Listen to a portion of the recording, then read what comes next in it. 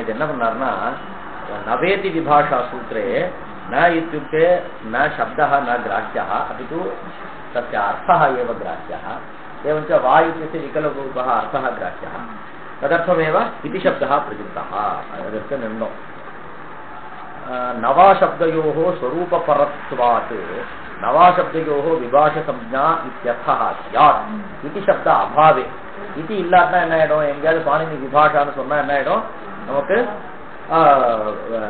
அர்த்தத்தை வாங்கிட்டாம ந இத்தியஸ்ய விபாஷா சம்ஞா வா இத்தியஸ்ய விபாஷா சம்ஞா இது ஸ்யாத் இருக்கட்டுமே அதனால என்ன அப்படின்னா ததஸ்ய விபாஷா ஸ்வேஹே இத்யாது நவாசப்தௌ ஆதேஷோ ஸ்யாதாம் இது சங்ख्या இருக்கா விபாஷா ஸ்வேஹே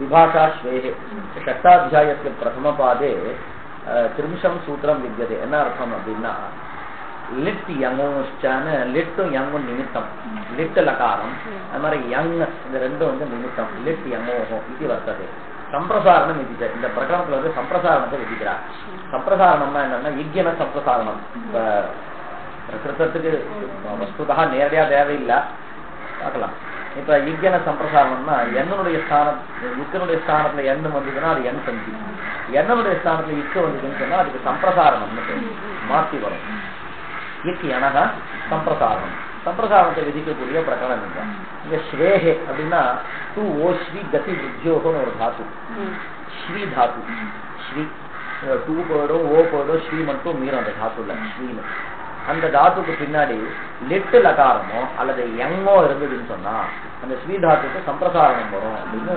சூத்திரத்துடைய அர்த்தம் லிட் யங்கோஹோ இது வர்த்ததே சம்பிரசாரணம் இதிச்ச லிட்டி யங்கிச்ச ஸ்வயதேஹே தாத்தோஹோ விபாஷா சம்பிரசாரணம் பவதி விகல்பம் உதாரணம் என்ன சுஷாவ உதாரணம் லிட் லகாரம் பரோட்ச லிட்டு அதெல்லாம் இது பரஸ்மை பதி அப்ப என்ன ஆகும் பரஸ்மை பதானாம் நாலு சுஸ் फल फल सुष नल वमाह அப்படின்றதுனால நல் அசுசு உஸ் ஃபல் அசுசு அ நல் வ ம இது யதாக்கிரமம் ஆதேசமா வந்துடும் முதல்ல என்ன ஸ்ரீ தாத்து ஸ்ரீக்கு பின்னாடி நாம லிட் லகாரம் இருக்கிறோம் இன்னைக்கு லகாரங்கள்ல எந்த லகாரமா இருந்தாலும் லு மட்டும்தான் மீறும் இப்ப லிட்டுன்னு சொன்னா டு ஹலந்தியம் போயிடும் ஈ வந்து உபதேச சூத்திரம் போயிடும் லு மட்டும்தான் எல்லா லகாரங்களையும் எது மீறோம்னா லு மட்டும்தான் மீறும் அப்ப ஸ்ரீ லு இருக்கு லிட்டு இருக்கும்பொழுது லிட்டு தாத்தோகோ அனபியாசியான அந்த ஸ்ரீக்கு வந்து த்வித்வம் வரணும் த்வித்வம் வரக்குள்ள இந்த சூத்திரம் என்ன பண்ணிட்டு ஸ்ரீ லிட்டு பின்னாடி இருந்தனா ஸ்ரீக்கு வந்து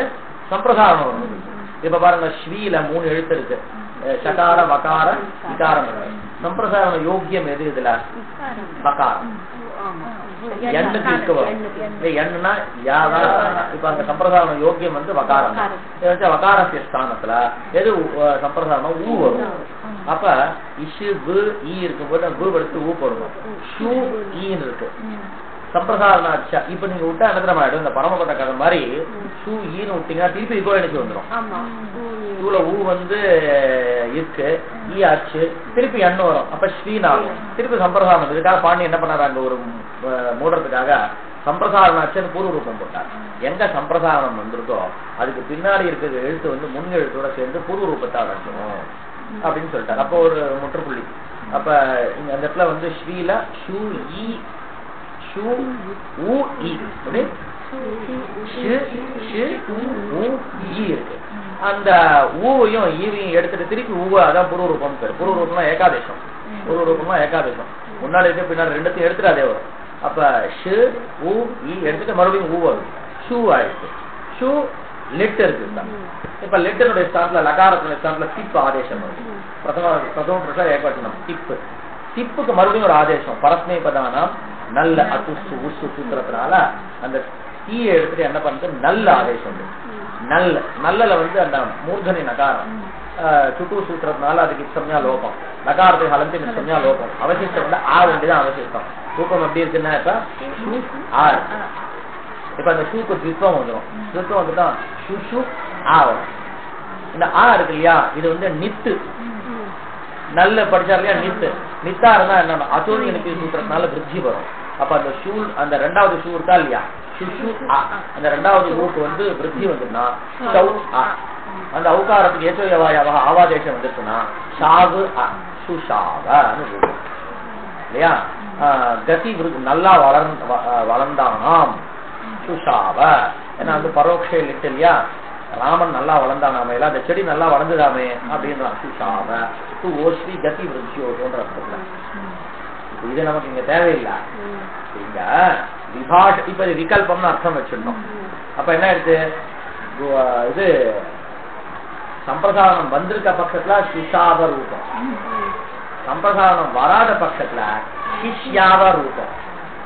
அது எப்படி ரூபம் பாருங்க அங்க ஸ்ரீ தானே ஸ்ரீ ஸ்ரீ லிட்டு சம்பிரதானம் வராத பட்சம் வச்சுக்கணும். விகல்பம் தான் விபாஷனா விகல்பம் அர்த்தம் வச்சுருக்கோம். ஸ்ரீ லிட்டு இப்ப வந்து அது திப்பு போடுமா ஸ்ரீ திப்பு நல்லு போட்டுருமா ஸ்ரீ நல்லு அவசியமா இருக்கு. இப்ப இந்த அபியாச காரியம் பண்ணுங்க. ஆக்சுவலா அபியாச காரியம் முதல்ல பண்ணணும். அபியாச காரியேஷு பாத்திய பாதக பாவகா நாஸ்தின்னு ஒரு பரிபாஷை. அதாவது அபியாச காரியம் ஒரு தாத்து அபியாச காரியம்னா தாத்து லிட்டு இத்தியாதிகள்லாம் இருக்கும் பொழுது தாத்துக்கு தித்வம் பண்றோம் இல்லையா.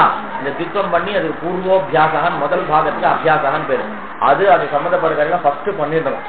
அந்த கிரமம் இல்லாம சாதாரணமா சொல்றேன். ஸ்ரீ இருக்கு ஸ்ரீக்கு தித்வம் பண்ணுங்க.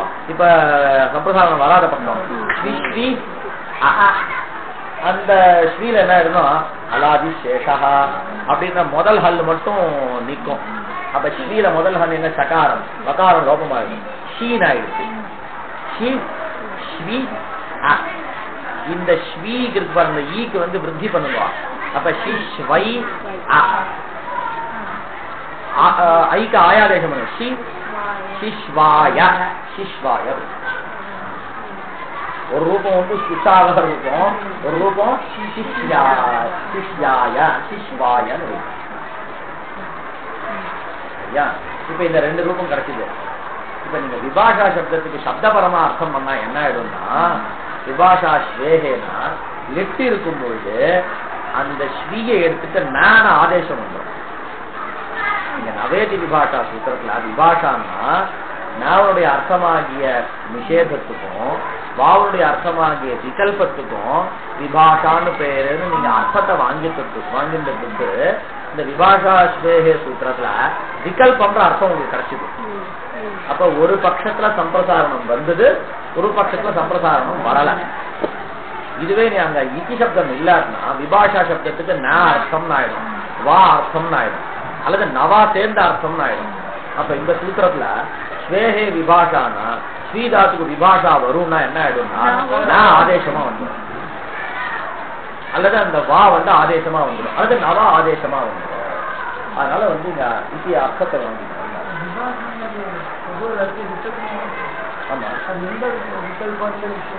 சொல்றாரு அது வந்து பிராப்த விபாஷா அப்ராப்த விபாஷா உதய விபாஷான்னு மூணா பிரிக்கிறார்.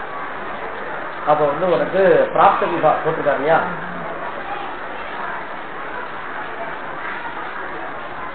ததஸ்த விபாஷா ஸ்வேஹே இத்யாதோ நவா சப்தௌ ஆதேசௌ ஸ்யாதாம் இதி காரணேஷு ந அயம் தோஷா. இதிகரணம் பண்ணா அந்த தோஷம் கிடையாது, அர்த்தத்தை வாங்கிட்டோம். அடுத்த இன்னொரு சந்தேகம், இதிரிஹி பிரத்யேகம் சம்பத்தியதே. இவ்வளவு அர்த்தம் இப்படி அர்த்தம் பண்ணா இப்ப நவா இத்தின்னு ஒரு இத்தி தானே இருக்கு. அப்ப வாவோட தான் இத்திக்கு யோகம். அப்ப ரெண்டு அர்த்தம் கிடைக்கும். நஞ்சுக்கு அதாவது நாவுக்கு விபாஷான்னு பேரு, வாவனுடைய அர்த்தமாகிய விகல்பத்துக்கு விபாஷான்னு பேரு. ஆனா இத்தி வந்து பின்னாடி தானே இருக்கு. இப்ப நியாயமா நீங்க என்ன சொல்லிருக்கோம், நேத்தி தேத்தி விபாஷான்னு சொல்லணும். அப்படி இல்லாம நவா இத்தி விபாஷான்றதுனால வாவுக்கு மட்டும்தான் அர்த்தபரத்துவம், நாவுக்கு சப்தபரத்துவம் வந்துருமேன்னு கேட்டான். அதுக்கு வியாக்கியானம் பண்ணார் இதி சப்தம் ரெண்டுத்தோடைய யோகம்பா அப்படின்னா. அப்ப ந இதி விபாஷா வா இதி விபாஷா இதிர்ஹி பிரத்யேகம் சம்பத்தியதே. ததச்ச ந இதி சப்தேன யஹ அர்த்தः கம்யதே. கம்யதே நாம ஞாயதே இत्यर्थः. கம்யதே இत्युक्ते கத்யர்த்தானாம் ஞானார்த்தகத்துவம்னு ஒரு நியாயம். ஏ கத்யர்த்தகாः தே ஞானார்த்தகாः அப்படின்னு அதை வச்சுட்டு யஹ அர்த்தः கம்யதே ஞாயதே என்ன அர்த்தம் கிடைக்கிறது, நிஷேதः வா இதி சப்தேன யஹ அர்த்தः கம்யதே விகல்பः ததுபயஸ்ய மிலிதஸ்ய விபாஷா சம்ஞா ஸ்யாத் இத்யர்த்தः ஃபலதி. एवं च नवाशब्दयोः एव संस्कृतं लभ्यते न तु नवाशब्दस्वरूपयोः इति न उक्तदोषः. இப்ப என்ன எடுத்து நவாசப்த அர்த்தயோः एव संस्कृतं, நசப்தத்துடைய அர்த்தம் நிஷேதம், வாசப்தத்துடைய அர்த்தம் விகல்பம், அந்த ரெண்டு அர்த்தத்துக்கு விபாஷான பெயரே தவிர ந வான்ற சப்தங்களுக்கு விபாஷான பெயர் கிடையாது. அர்த்தயோः एव संस्कृतं, अर्थयोः संज्ञा अस्ति संज्ञा अनयोः अस्ति इति संज्ञिनौ संज्ञिनोः भावः संज्ञित्वम्, अर्थस्य एव संज्ञित्वं न तु नवा शब्दस्वरूपयोः इति न उक्तदोषः. तदाह मनसि मूल என்ன சொன்னார், நிஷேத விகல்பயோः விபாஷா संज्ञा स्यात् ன்னு சொன்னார். உபயத்ர விபாஷார்த்தம் இதம் சூத்திரம். இந்த சூத்திரம் கிமர்த்தம் இत्युक्ते உபயத்ர விபாஷார்த்தம். என்னது உபயத்ர விபாஷா? ததாஹி பிராப்த விபாஷா அப்ராப்த விபாஷா உபயத்ர விபாஷா இது திரிதா விபாஷா. இந்த இடத்துல இப்ப நாம படிக்கிற இடத்துல விபாஷான்னு சொன்னா விகல்பம்னு அர்த்தம். இது பாலமனோரமால இப்ப நம்ம பாக்குறோம் இல்லையா, இந்த பாக்குற இடத்துல விபாஷான்னு சொன்னா லௌகிக ரீதியா விகல்பஹான்னு அர்த்தம். விகல்பம் மூணு. ஒண்ணு பிராப்தத்துக்கான விபாஷா, அப்பிராப்தத்துக்கான விபாஷா, பிராப்தாப்பிராப்த விபாஷா அப்படின்னு விகல்பம். அந்த உபயத்திர விபாஷான்னு இருக்கு பாருங்க, அந்த உபயத்திர விகல்பஹா அத மனசுல வச்சுதான் இந்த சூத்திரம் பண்ணிருக்கா. அது மாதிரி இடத்துல தான் அது கொண்டிருக்காரு. அதான் பாணினி என்ன பண்ணுவார், வெறும் விகல்பம் ஒண்டி உங்களுக்கு இஷ்டம்னு சொன்னா வா அப்படின்னு படிச்சிருவார். வெறும் விகல்பம் இஷ்டம்னா வான்னு படிச்சிருவார். வெறும் நிஷேதம் இஷ்டம்னு சொன்னா அவர் என்ன பண்ணார் ந அப்படின்னு படிச்சிருவார். இந்த விகல்பம் நிஷேதம் ரெண்டும் எங்க இஷ்டமோ அங்க என்ன பண்ணுவார் விபாஷான்னு படிப்பார். அவருடைய உபயத்திர விபாஷா இது திரிதா விபாஷா. பிராப்த விபாஷா யதா விபாஷா ஜதி इति वर्णाश्रमेतरे वर्णाश्रमेतराः इत्यत्र द्वन्द्वे च इति नित्यतया सर्वनामसंज्ञा निषेधे प्राप्ते विभाषा इयं विभाषा जति. இப்ப सर्वादीनि सर्वनामानि विभाषादिक्समासे बहुव्रीहौ न बहुव्रीहौ तृतीया समासे द्वन्द्वे च नु सूत्रम. அதாவது சர்வநாமன்னு ஒரு சம்ஞா, சர்வநாமன்னு ஒரு சம்ஞா. இந்த சம்ஞா யாருக்கு இருக்கிறார்னா சர்வாதீன்னு ஒரு கணத்தை படிச்சுட்டு சர்வாதீனி சர்வநாமானி அந்த கணத்துல படிச்சிருக்கக்கூடிய எல்லாருக்கும் சர்வநாமன்னு பேரு அப்படின்னு வச்சா. சர்வாதீனி சர்வநாமானி விபாஷா திக்சமாசே பகுப்ரீஹோ விகல்பேன சர்வநாம சம்ஞா சொன்னார். அதுக்கப்புறம் நபகுப்ரீஹோன்னு மூணாவது சூத்திரத்திலிருந்து ஆரம்பிச்சு சர்வநாம சம்ஞாவை நிஷேதம் பண்றார்.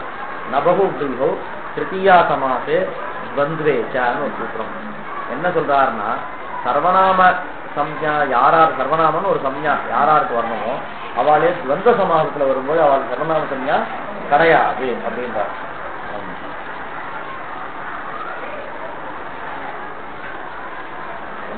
ஒன்னு 27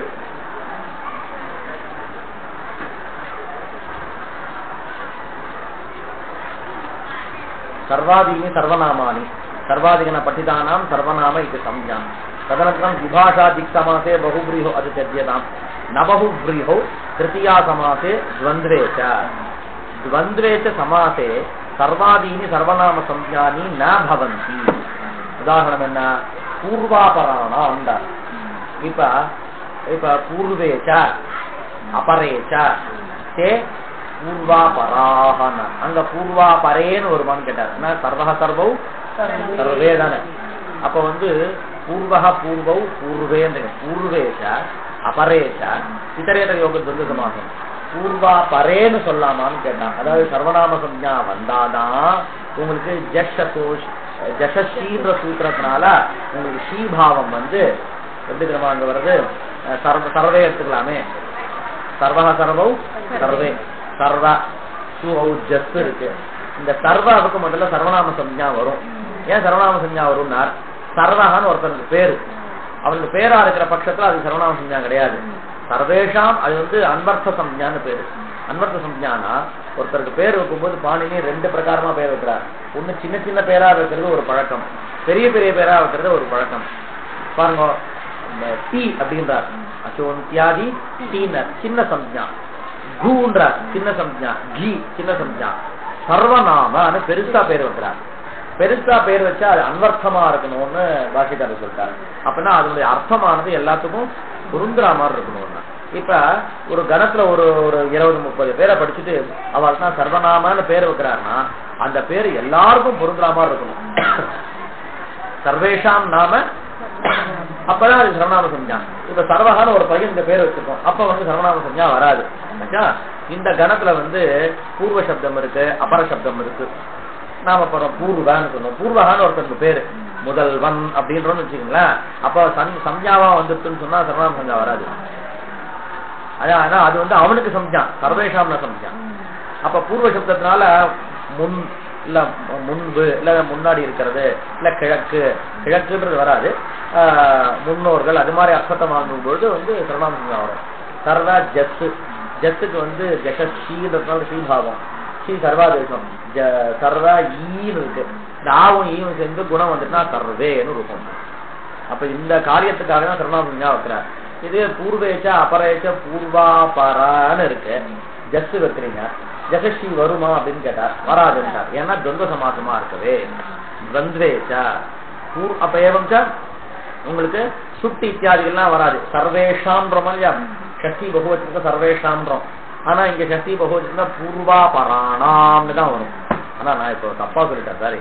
நான் வஸ்துதா பூர்வாபரே ரூபம் வரும். ஏன்னா அடுத்த சூத்திரம் வருது. அடுத்த சூத்திரம் வந்து இந்த நிஷேதத்தை தடுத்துருது அடுத்த சூத்திரம். இப்ப ஷஷ்டி பகுவச்சனம் பார்க்கலாம், பிரதமா பகுவச்சனம் அப்புறமா பார்க்கலாம். பூர்வாபர ஆம் இருக்கு. ஆம் இருந்தா என்ன ஆகும், நமக்கு சுட்டு வந்ததுன்னு சொன்னா சர்வேஷாம்னு வர்ற மாதிரி பூர்வாபரேஷாம்னு வரணும், நியாயமா வராதுன்ட்டா. ஏன்னா துவந்த சமாசத்துல சர்வநாம சம்ஞா கிடையாது.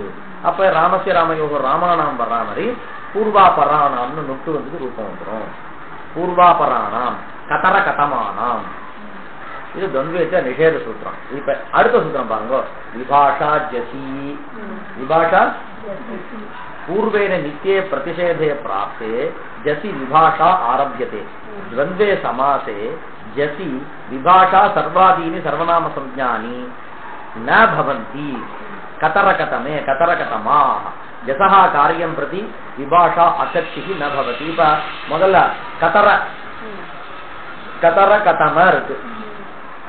முதல் பிரகாரம் கதர கதமானாம்னு ஷஷ்டி பகுவச்சனம் பார்த்தோம். இது இந்த சூத்திரம் விபாஷா ஜசி. ஜஸ் என்னது பிரதமா விபக்தி பகுவச்சனம். அப்ப கதரகதம ஜஸ். வஸ்துதா இப்ப நாம கிரமம் எப்படி தெரியுமா, கதரகம ஒன்னொன்னா பார்க்கணும். கதரகதம சர்வாதிகணத்துல இருக்கு. ஏற்ற பிரதமம் சர்வாதீனி சர்வநாமானி சர்வநாம பிராப்தா முதல்ல. அதுக்கப்புறம் கதரகரம துவந்த சமாசமே இருக்குது. துவந்தேச்ச சூத்திரத்தினால சர்வநாம சம்ஞா நிஷேதம் வராது. அப்புறம் மூணாவது என்ன பண்றீங்க அப்படின்னா விபாஷா ஜசி. ஜஸ் இருக்கிறதுனால இந்த கதரகதமாவுக்கு சர்வநாம சம்ஞாவானது விபாஷான் இருக்கு. சர்வநாம சம்ஞா விகல்பேன வரும்னு சொல்லக்கூடாது, விகல்பேன சர்வநாம சம்ஞா வராதுன்னு சொல்லணும். ஏன்னா அதுக்கு முன் சூத்திரம் என்னன்னா துவந்தேச்ச சூத்திரம். அதாவது முதல்ல சர்வாதீன சர்வநாமானி, நடுவுல வந்து துவந்தேச்ச, அடுத்த சூத்திரம் விபாஷா ஜசி. சர்வாதீன சர்வநாமானி சூத்திரமானது சர்வநாம சம்ஞாவை விதிக்கிறது, துவந்தேச்ச சூத்திரமானது சர்வநாம சம்ஞாவை தடுக்கிறது. அப்ப அந்த தடுத்ததை வந்து இந்த விபாஷா ஜசி வந்து விகல்பப்படுத்துறதுனா தடுப்புக்கு விகல்பமா, அதாவது பிரதிஷேதத்துக்கு விகல்பமா, இதுக்கு விதிக்கு விகல்பமா, பிரதிஷேத விகல்பம் என்னது. ஏன்னா இது முன் சூத்திரம் என்னது விபாஷா துவந்தேச்ச. இப்ப நீங்க என்ன பார்த்துருக்கோம், கதர கதம ஜஸ் இருக்கு.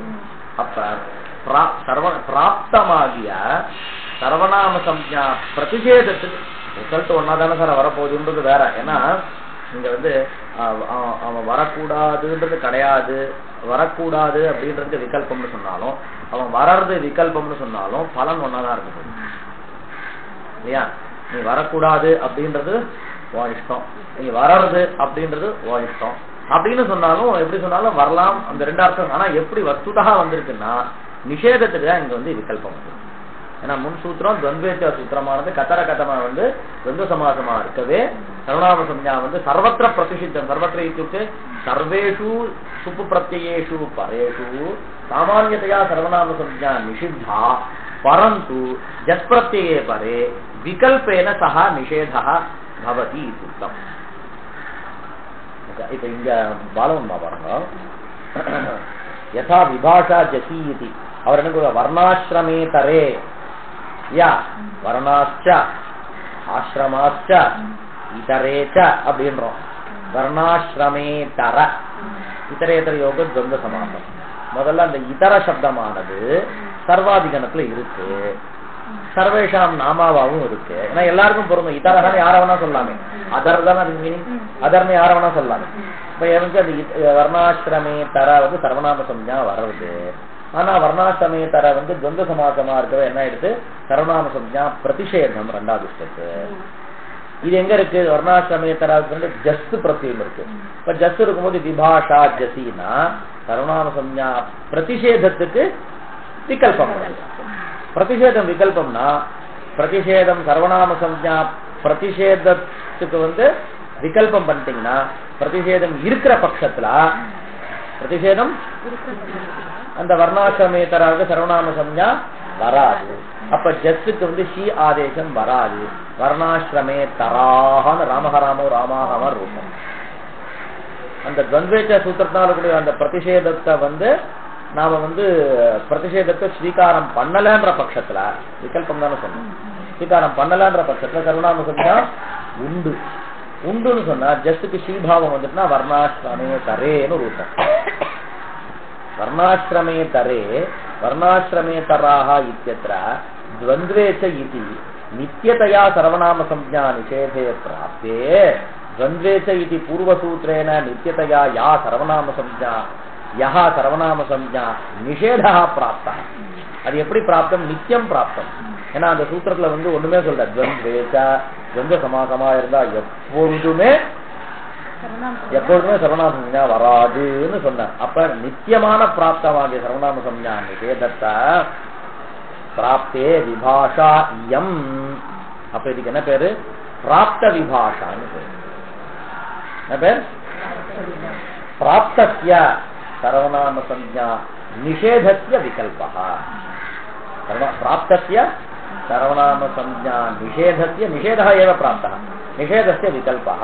அதுக்கு ரூபம் வந்து இதுக்கு உதாரணம் வந்து द्वन्द्वेचाன்றது.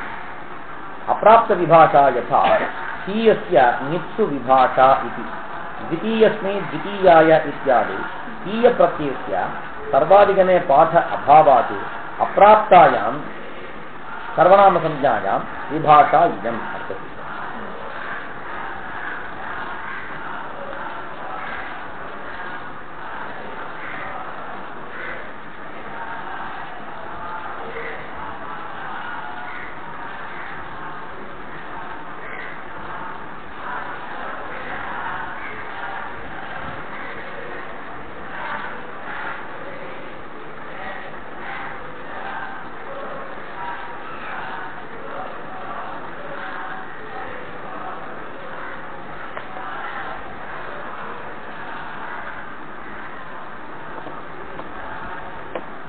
கேப் நிறைய உழப்போது. இதெல்லாம்